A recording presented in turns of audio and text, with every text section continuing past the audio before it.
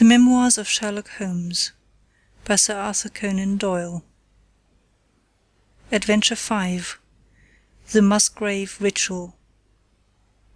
An anomaly which often struck me in the character of my friend Sherlock Holmes was that, although in his methods of thought he was the neatest and most methodical of mankind, and although he also affected a certain quiet primness of dress, he was none the less in his personal habits one of the most untidy men that ever drove a fellow lodger to distraction. Not that I am in the least conventional in that respect myself. The rough-and-tumble work in Afghanistan, coming on the top of a natural bohemianism of disposition, has made me rather more lax than befits a medical man. But with me there is a limit, and when I find a man who keeps his cigars in the coal scuttle, his tobacco in the toe end of a Persian slipper, and his unanswered correspondence transfixed by a jackknife into the very centre of his wooden mantelpiece, then I begin to give myself virtuous airs.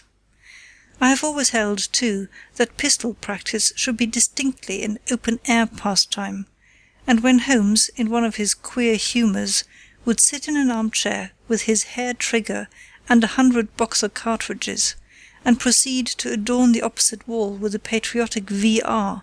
done in bullet-pox, I felt strongly that neither the atmosphere nor the appearance of our room was improved by it. Our chambers were always full of chemicals and of criminal relics, which had a way of wandering into unlikely positions, and of turning up in the butter-dish or in even less desirable places. But his papers were my great crux. He had a horror of destroying documents, especially those which were connected with his past cases, and yet it was only once in every year or two that he would muster energy to docket and arrange them, for, as I have mentioned somewhere in these incoherent memoirs, the outbursts of passionate energy when he performed the remarkable feats with which his name is associated were followed by reactions of lethargy, during which he would lie about with his violin and his books, hardly moving save from the sofa to the table. Thus month after month his papers accumulated, until every corner of the room was stacked with bundles of manuscript, which were on no account to be burned, and which could not be put away save by their owner. One winter's night, as we sat together by the fire, I ventured to suggest to him that, as he had finished pasting extracts into his commonplace book, he might employ the next 2 hours in making our room a little more habitable. He could not deny the justice of my request, so with a rather rueful face he went off to his bedroom, from which he returned presently, pulling a large tin box behind him. This he placed in the middle of the floor, and, squatting down upon a stool in front of it, he threw back the lid. I could see that it was already a third full of bundles of paper tied up with red tape into separate packages. "There are cases enough here, Watson," said he, looking at me with mischievous eyes. "I think that if you knew all that I had in this box, you would ask me to pull some out instead of putting others in." "These are the records of your early work, then?" I asked. "I have often wished that I had notes of those cases." "Yes, my boy, these were all done prematurely before my biographer had come to glorify me." He lifted bundle after bundle in a tender, caressing sort of way. "These are not all successes, Watson," said he, "but there are some pretty little problems among them. Here's the record of the Tarleton murders, and the case of Vanbury, the wine merchant, and the adventure of the old Russian woman, and the singular affair of the aluminium crutch, as well as a full account of Ricoletti of the club foot and his abominable wife. And here, now this really is something a little recherché." He dived his arm down to the bottom of the chest, and brought up a small wooden box with a sliding lid, such as children's toys are kept in. From within he produced a crumpled piece of paper, an old-fashioned brass key, a peg of wood with a ball of string attached to it, and 3 rusty old discs of metal. "Well, my boy, what do you make of this lot?" he asked, smiling at my expression. "It is a curious collection." "Very curious, and the story that hangs round it will strike you as being more curious still." "These relics have a history, then?" "So much so that they are history." "What do you mean by that?" Sherlock Holmes picked them up one by one and laid them along the edge of the table. Then he reseated himself in his chair and looked them over with a gleam of satisfaction in his eyes. "These," said he, "are all that I have left to remind me of the adventure of the Musgrave ritual." I had heard him mention that case more than once, though I had never been able to gather the details. "I should be so glad," said I, "if you would give me an account of it." "And leave the litter as it is?" he cried mischievously. "Your tidiness won't bear much strain after all, Watson. But I should be glad that you should add this case to your annals, for there are points in it which make it quite unique in the criminal records of this or, I believe, of any other country. A collection of my trifling achievements would certainly be incomplete, which contained no account of this very singular business. You may remember how the affair of the Gloria Scott, and my conversation with the unhappy man whose fate I told you of, first turned my attention to the direction of the profession which has become my life's work. You see me now when my name has become known far and wide, and when I am generally recognized both by the public and by the official force as being a final court of appeal in doubtful cases. Even when you knew me first, at the time of the affair which you have commemorated in A Study in Scarlet, I had already established a considerable, though not a very lucrative, connection. You can hardly realize, then, how difficult I found it at first, and how long I had to wait before I succeeded in making any headway. When I first came up to London, I had rooms in Montague Street, just round the corner from the British Museum, and there I waited, filling in my too abundant leisure time by studying all those branches of science which might make me more efficient. Now and again cases came in my way, principally through the introduction of old fellow students, for during my last years at the university there was a good deal of talk there about myself and my methods.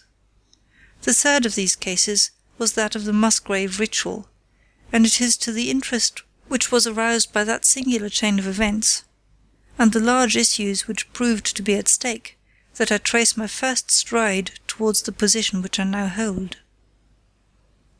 Reginald Musgrave had been in the same college as myself, and I had some slight acquaintance with him. He was not generally popular among the undergraduates, though it always seemed to me that what was set down as pride was really an attempt to cover extreme natural diffidence. In appearance he was a man of exceedingly aristocratic type, thin, high-nosed, and large-eyed, with languid and yet courtly manners. He was indeed a scion of one of the very oldest families in the kingdom, though his branch was a cadet one, which had separated from the northern Musgraves some time in the 16th century, and had established itself in western Sussex, where the manor house of Hurlstone is perhaps the oldest inhabited building in the county. Something of his birthplace seemed to cling to the man, and I never looked at his pale, keen face or the poise of his head without associating him with grey archways and mullioned windows, and all the venerable wreckage of a feudal keep. Once or twice we drifted into talk, and I can remember that more than once he expressed a keen interest in my methods of observation and inference. For 4 years I had seen nothing of him until one morning he walked into my room in Montague Street. He had changed little, was dressed like a young man of fashion. He was always a bit of a dandy, and preserved the same quiet, suave manner which had formerly distinguished him. "How has it all gone with you, Musgrave?" I asked, after we had cordially shaken hands. "You probably heard of my poor father's death," said he. "He was carried off about 2 years ago.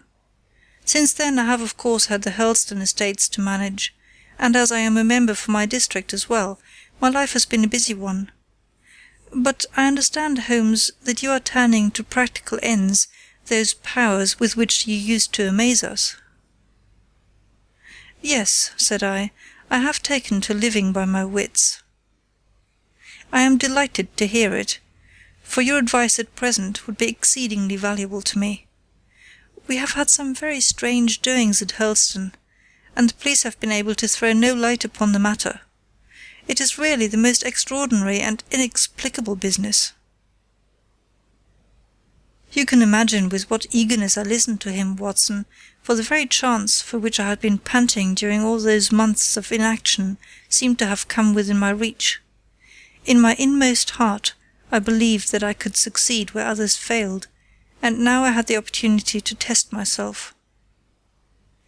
"Pray let me have the details," I cried. Reginald Musgrave sat down opposite to me and lit the cigarette which I had pushed towards him. "You must know," said he, "that though I am a bachelor, I have to keep up a considerable staff of servants at Hurlstone, for it is a rambling old place, and takes a good deal of looking after. I preserve, too, and in the pheasant months I usually have a house party, so that it would not do to be short-handed. Altogether there are 8 maids, the cook, the butler, 2 footmen, and a boy. The garden and the stables, of course, have a separate staff. Of these servants, the one who had been the longest in our service was Brunton, the butler. He was a young schoolmaster out of place when he was first taken up by my father, but he was a man of great energy and character, and he soon became quite invaluable in the household. He was a well-grown, handsome man, with a splendid forehead, and though he has been with us for 20 years, he cannot be more than 40 now. With his personal advantages and his extraordinary gifts, for he can speak several languages and play nearly every musical instrument, it is wonderful that he should have been satisfied so long in such a position, but I suppose that he was comfortable and lacked energy to make any change.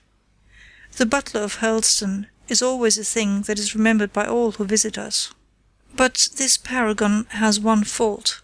He is a bit of a Don Juan, and you can imagine that for a man like him it is not a very difficult part to play in a quiet country district. When he was married it was all right, but since he has been a widower we have had no end of trouble with him. A few months ago we were in hopes that he was about to settle down again, for he became engaged to Rachel Howells, our second housemaid. But he has thrown her over since then and taken up with Janet Tregellis, the daughter of the head gamekeeper.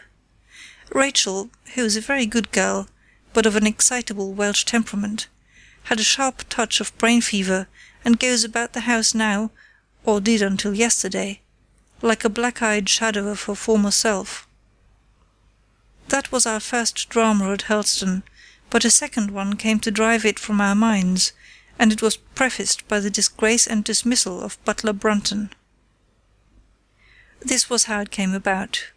I have said that the man was intelligent, and this very intelligence has caused his ruin, for it seems to have led to an insatiable curiosity about things which did not in the least concern him.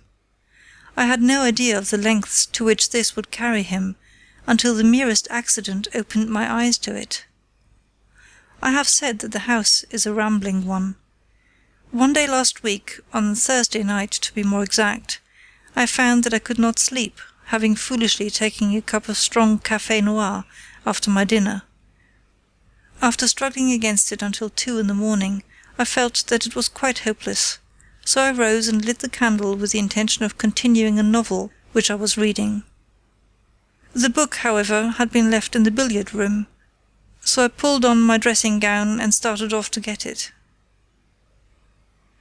In order to reach the billiard-room, I had to descend a flight of stairs, and then to cross the head of a passage which led to the library and the gun-room. You can imagine my surprise when, as I looked down this corridor, I saw a glimmer of light coming from the open door of the library. I had myself extinguished the lamp and closed the door before coming to bed. Naturally, my first thought was of burglars. The corridors at Hurlstone have their walls largely decorated with trophies of old weapons. From one of these I picked a battle-axe, and then, leaving my candle behind me, I crept on tiptoe down the passage and peeped in at the open door. Brunton, the butler, was in the library. He was sitting, fully dressed, in an easy-chair, with a slip of paper which looked like a map upon his knee, and his forehead sunk forward upon his hand in deep thought. I stood dumb with astonishment, watching him from the darkness. A small taper on the edge of the table shed a feeble light, which sufficed to show me that he was fully dressed. Suddenly, as I looked, he rose from his chair, and walking over to a bureau at the side, he unlocked it and drew out one of the drawers. From this he took a paper, and returning to his seat, he flattened it out beside the taper on the edge of the table, and began to study it with minute attention. My indignation at this calm examination of our family documents overcame me so far that I took a step forward, and Brunton, looking up, saw me standing in the doorway. He sprang to his feet, his face turned livid with fear, and he thrust into his breast the chart-like paper which he had been originally studying. "So," said I, "this is how you repay the trust which we have reposed in you. You will leave my service tomorrow." He bowed with the look of a man who is utterly crushed, and slunk past me without a word. The taper was still on the table, and by its light I glanced to see what the paper was which Brunton had taken from the bureau. To my surprise it was nothing of any importance at all, but simply a copy of the questions and answers in the singular old observance called the Musgrave ritual. It is a sort of ceremony peculiar to our family, which each Musgrave for centuries past has gone through on his coming of age, a thing of private interest, and perhaps of some little importance to the archaeologist, like our own blazonings and charges, but of no practical use whatever. "We had better come back to the paper afterwards," said I. "If you think it really necessary," he answered, with some hesitation. To continue my statement, however, I relocked the bureau using the key which Brunton had left, and I had turned to go when I was surprised to find that the butler had returned and was standing before me. "Mr. Musgrave, sir," he cried, in a voice which was hoarse with emotion, "I can't bear disgrace, sir. I have always been proud above my station in life, and disgrace would kill me. My blood will be on your head, sir, it will indeed, if you drive me to despair. If you cannot keep me after what has passed, then for God's sake let me give you notice and leave in a month, as if of my own free will. I could stand that, Mr. Musgrave, but not to be cast out before all the folk that I know so well." "You don't deserve much consideration, Brunton," I answered. "Your conduct has been most infamous. However, as you have been a long time in the family, I have no wish to bring public disgrace upon you. A month, however, is too long. Take yourself away in a week, and give what reason you like for going." "Only a week, sir?" he cried in a despairing voice. "A fortnight, say at least a fortnight." "A week," I repeated, "and you may consider yourself to have been very leniently dealt with." He crept away, his face sunk upon his breast, like a broken man, while I put out the light and returned to my room. For 2 days after this Brunton was most assiduous in his attention to his duties. I made no allusion to what had passed, and waited with some curiosity to see how he would cover his disgrace. On the 3rd morning, however, he did not appear, as was his custom, after breakfast to receive my instructions for the day. As I left the dining-room I happened to meet Rachel Howells, the maid. I have told you that she had only recently recovered from an illness, and was looking so wretchedly pale and wan that I remonstrated with her for being at work. "You should be in bed," I said. "Come back to your duties when you are stronger." She looked at me with so strange an expression that I began to suspect that her brain was affected. "I am strong enough, Mr. Musgrave," said she. "We will see what the doctor says," I answered. "You must stop work now, and when you go downstairs, just say that I wish to see Brunton." "The butler is gone," said she. "Gone? Gone where?" "He is gone. No one has seen him. He is not in his room. Oh yes, he is gone! He is gone!" She fell back against the wall with shriek after shriek of laughter, while I, horrified at this sudden hysterical attack, rushed to the bell to summon help. The girl was taken to her room, still screaming and sobbing, while I made inquiries about Brunton. There was no doubt about it that he had disappeared. His bed had not been slept in, he had been seen by no one since he had retired to his room the night before, and yet it was difficult to see how he could have left the house, as both windows and doors were found to be fastened in the morning. His clothes, his watch, and even his money were in his room, but the black suit which he usually wore was missing. His slippers, too, were gone, but his boots were left behind. Where, then, could Butler Brunton have gone in the night, and what could have become of him now? Of course we searched the house from cellar to garret, but there was no trace of him. It is, as I have said, a labyrinth of an old house, especially the original wing, which is now practically uninhabited. But we ransacked every room and cellar without discovering the least sign of the missing man. It was incredible to me that he could have gone away, leaving all his property behind him, and yet where could he be? I called in the local police, but without success. Rain had fallen on the night before, and we examined the lawn and the paths all round the house, but in vain. Matters were in this state when a new development quite drew our attention away from the original mystery.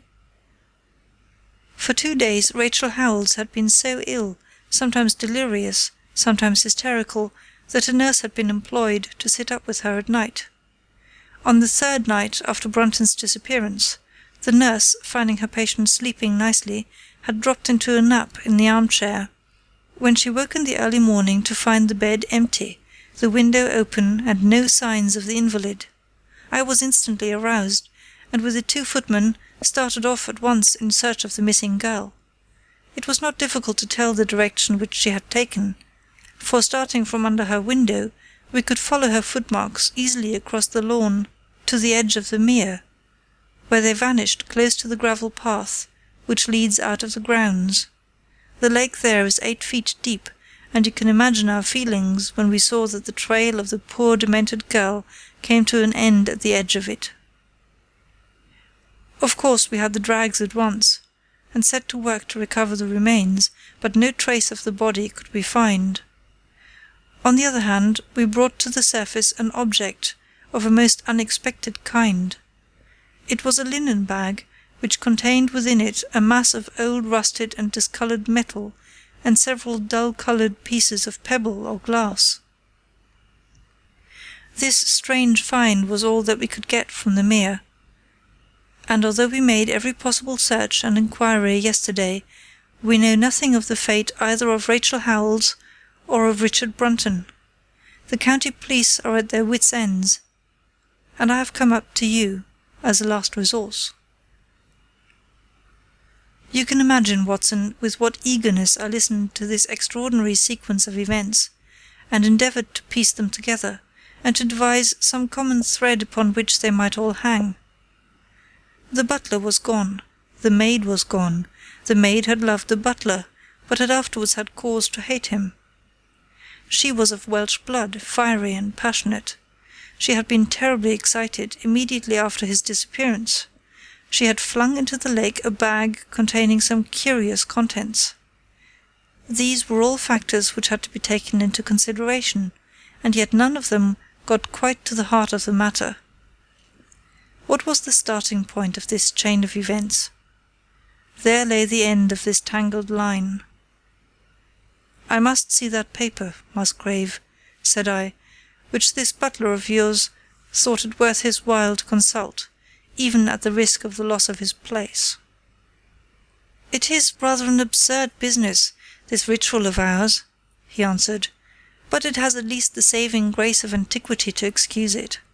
I have a copy of the questions and answers here. if you care to run your eyes over them." He handed me the very paper which I have here, Watson, and this is the strange catechism to which each Musgrave had to submit when he came to man's estate. I will read you the questions and answers as they stand. Who was it? His who is gone. Who shall have it? He who will come. Where was the sun? Over the oak. Where was the shadow? Under the elm. How was it stepped? North by 10 and by 10, east by 5 and by 5, south by 2 and by 2, west by 1 and by 1, and so under. What shall we give for it? All that is ours. Why should we give it? For the sake of the trust. The original has no date, but is in the spelling of the middle of the 17th century, remarked Musgrave. I am afraid, however, that it can be of little help to you in solving this mystery. At least, said I, it gives us another mystery, and one which is even more interesting than the first. It may be that the solution of the one may prove to be the solution of the other. You will excuse me, Musgrave, if I say that your butler appears to me to have been a very clever man, and to have had a clearer insight than 10 generations of his masters. I hardly follow you, said Musgrave. The paper seems to me to be of no practical importance. But to me it seems immensely practical, and I fancy that Brunton took the same view. He had probably seen it before that night on which you caught him. It is very possible. We took no pains to hide it. He simply wished, I should imagine, to refresh his memory upon that last occasion. He had, as I understand, some sort of map or chart which he was comparing with the manuscript, and which he thrust into his pocket when you appeared. That is true. But what could he have to do with this old family custom of ours, and what does this rigmarole mean? I don't think that we should have much difficulty in determining that, said I. With your permission, we will take the first train down to Sussex, and go a little more deeply into the matter upon the spot. The same afternoon saw us both at Hurlstone. Possibly you have seen pictures and read descriptions of the famous old building, so I will confine my account of it to saying that it is built in the shape of an L, the long arm being the more modern portion, and the shorter the ancient nucleus, from which the other had developed. Over the low, heavily linteled door, in the centre of this old part, is chiselled the date 1607, but experts are agreed that the beams and stonework are really much older than this.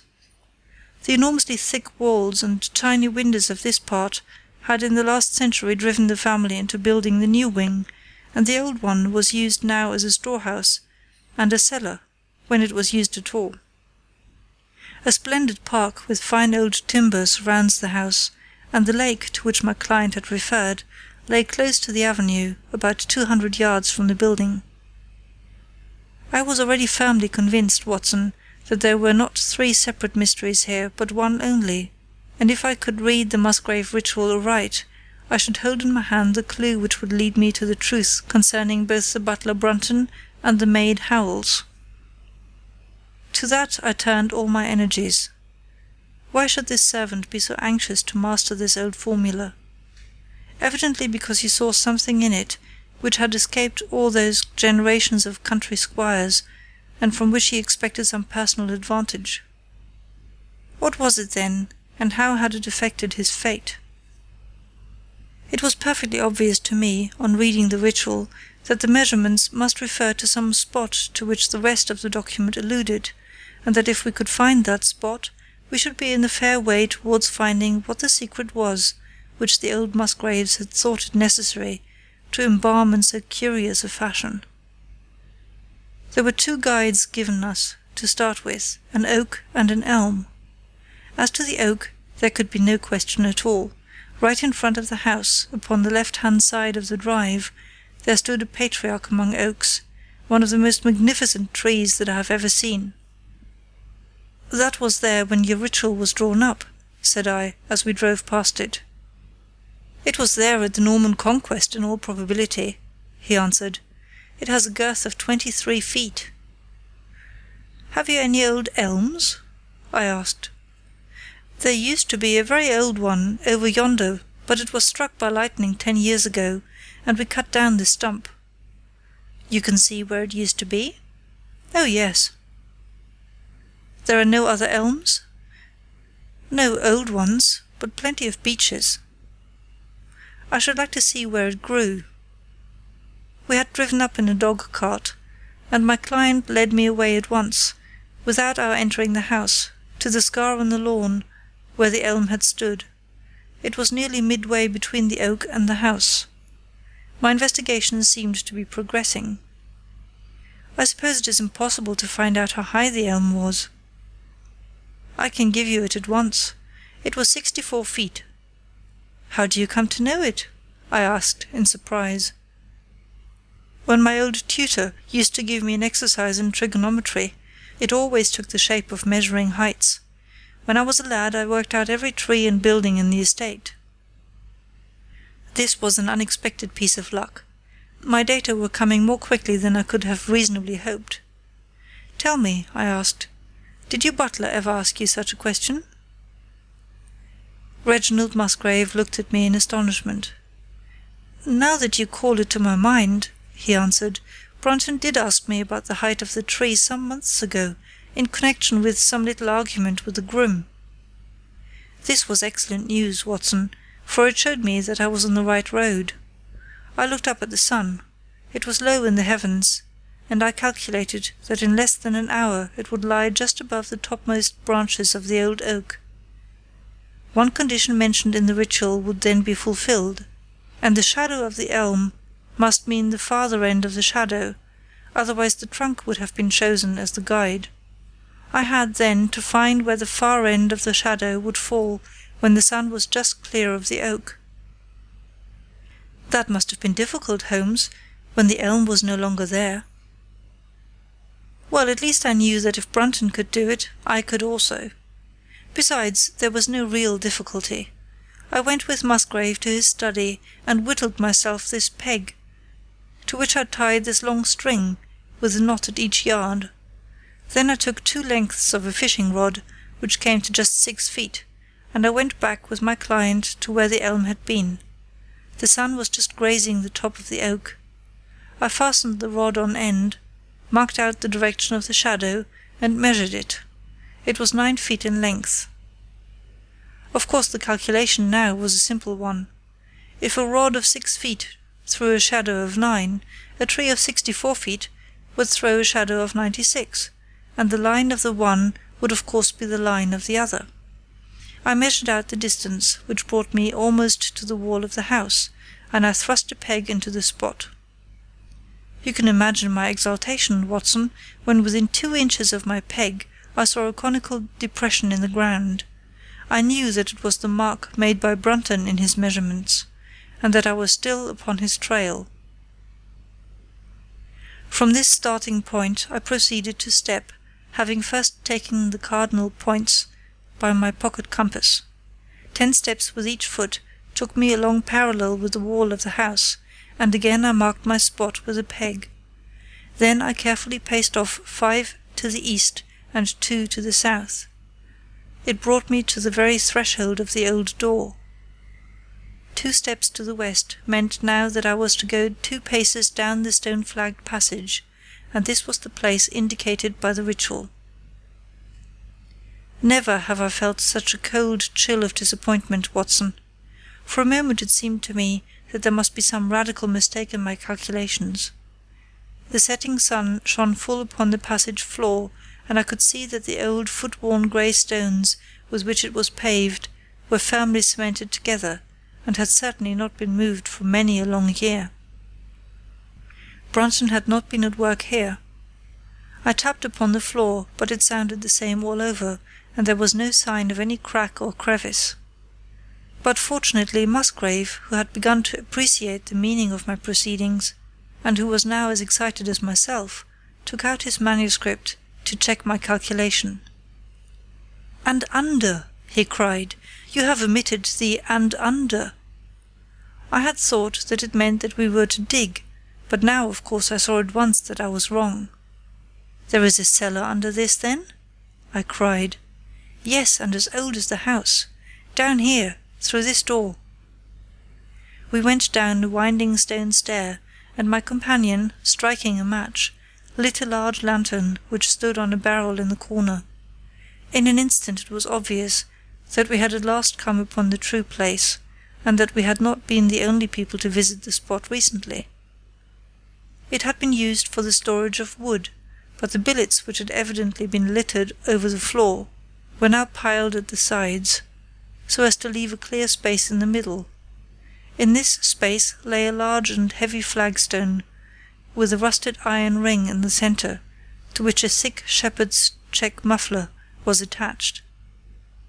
"By Jove!" cried my client, "that's Brunton's muffler. I have seen it on him, and could swear to it. What has the villain been doing here?" At my suggestion, a couple of the county police were summoned to be present, and I then endeavoured to raise the stone by pulling on the cravat.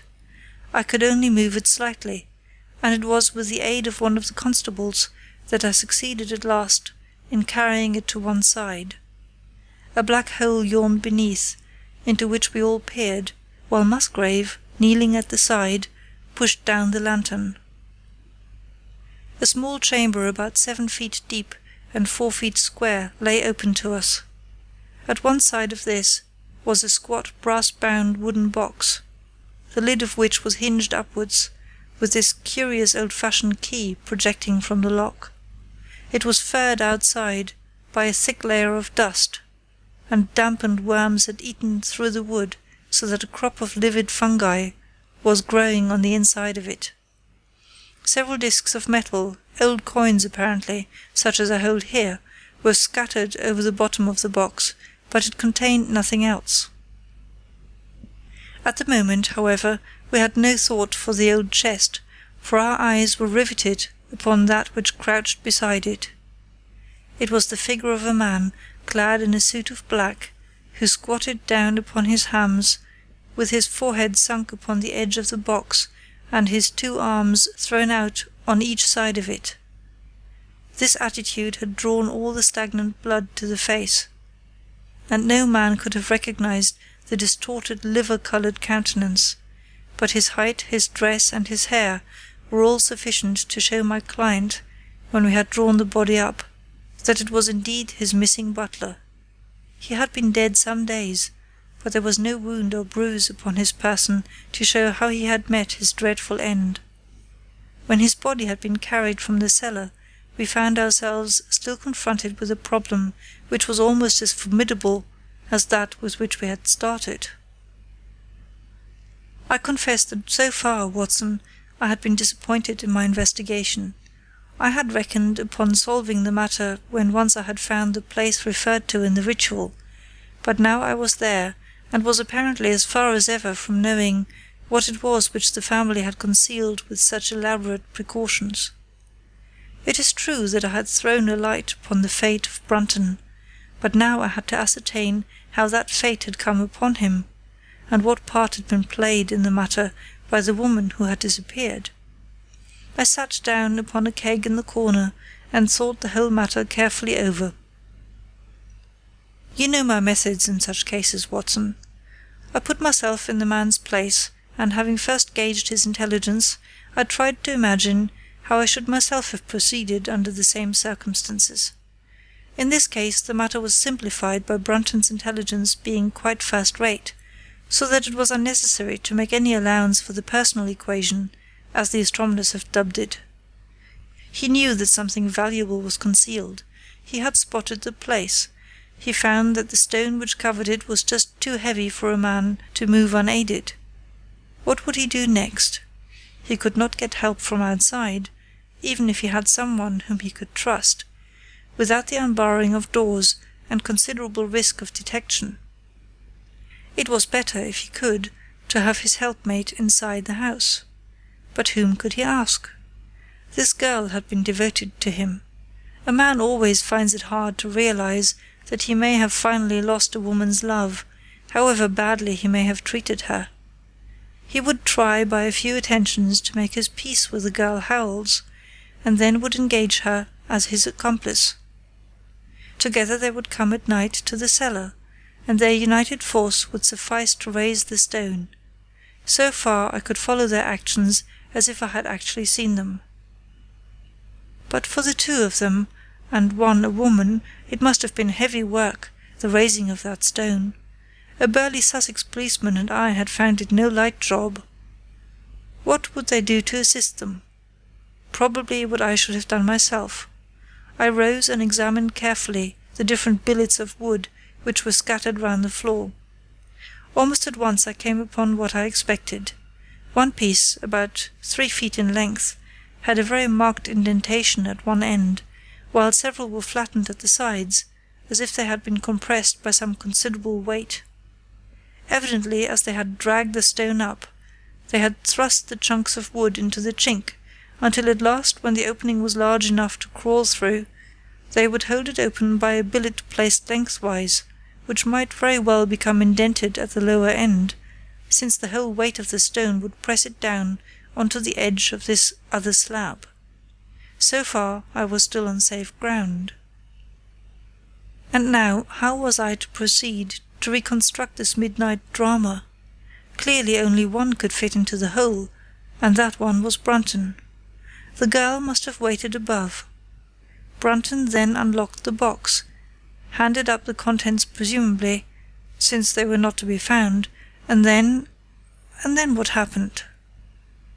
What smouldering fire of vengeance had suddenly sprung into flame in this passionate Celtic woman's soul when she saw the man who had wronged her perhaps far more than we suspected, in her power? Was it a chance that the wood had slipped, and that the stone had shut Brunton into what had become his sepulchre? Had she only been guilty of silence as to his fate?